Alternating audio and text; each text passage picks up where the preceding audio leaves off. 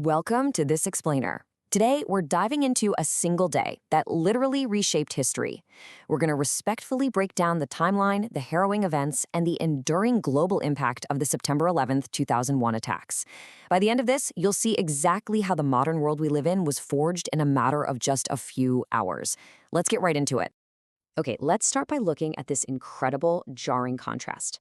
Picture it. September 11th started as a perfectly beautiful Tuesday morning in the US. The skies were clear. People were doing what they always do, right? Commuting to work, dropping kids off at school, tourists wandering around New York City.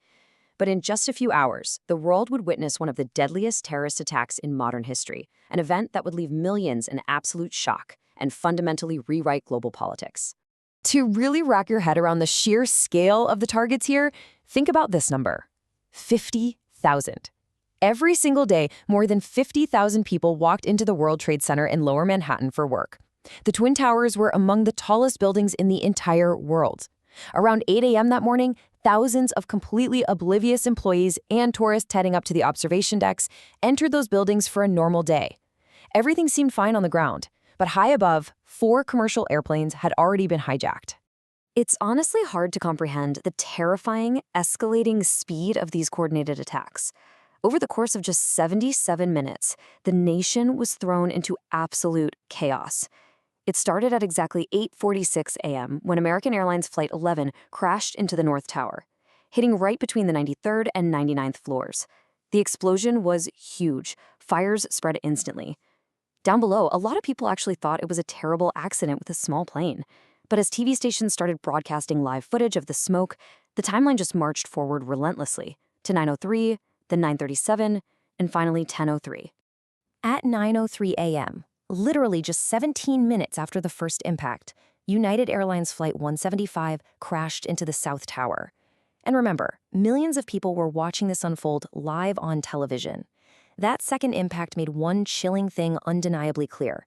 This was no accident. America was under attack. Mass panic immediately swept through New York as the horrifying reality of what was happening truly set in. Let's move on to Part 1, the Pentagon and Flight 93, beyond New York. By 9:37 a.m., this had escalated far beyond Manhattan. American Airlines Flight 77 crashed into the Pentagon in Washington, D.C., taking the lives of military personnel and civilians at one of the world's largest military headquarters. But the fourth aircraft, United Airlines Flight 93, never reached its target. You see, the passengers on Flight 93 found out about the other attacks through phone calls with their families. They quickly realized their plane was going to be used as a weapon too. But instead of giving up, they fought back. They engaged in a violent struggle with the hijackers who ultimately lost control.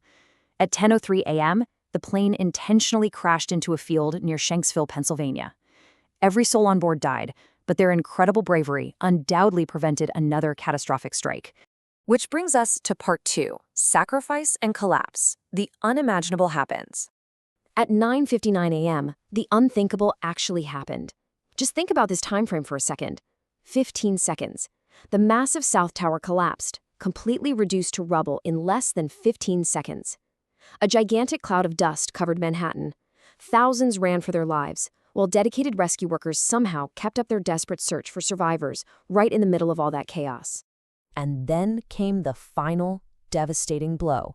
At 10:28 a.m., less than 30 minutes after the South Tower fell, the North Tower collapsed as well. Just like that, they were gone.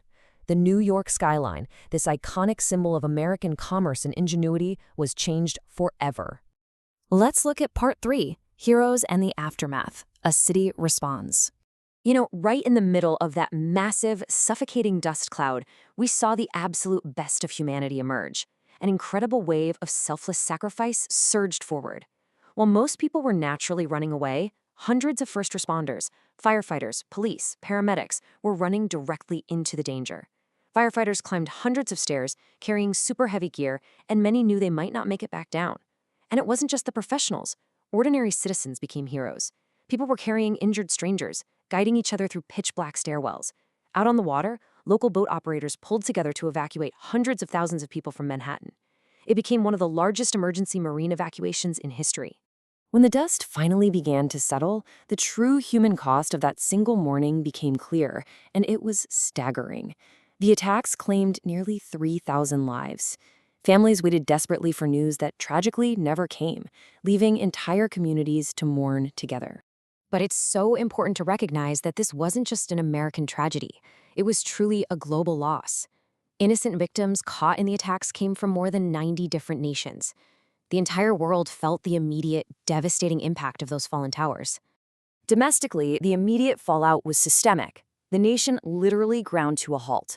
Air travel across the U.S. was totally frozen. Stock markets slammed their doors shut, leading to billions in economic damage.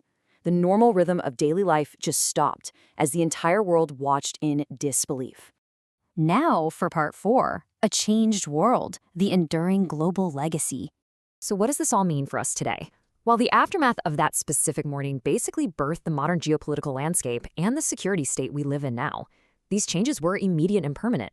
Think about the last time you went to an airport. Security is infinitely stricter as a direct result of 9/11. Entirely new intelligence agencies were created. Governments worldwide aggressively ramped up counterterrorism efforts.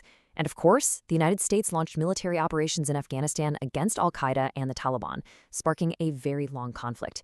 Make no mistake, this day radically shaped international politics for decades. If you visit Lower Manhattan today, you'll find the National September 11 Memorial sitting exactly where the Twin Towers used to be.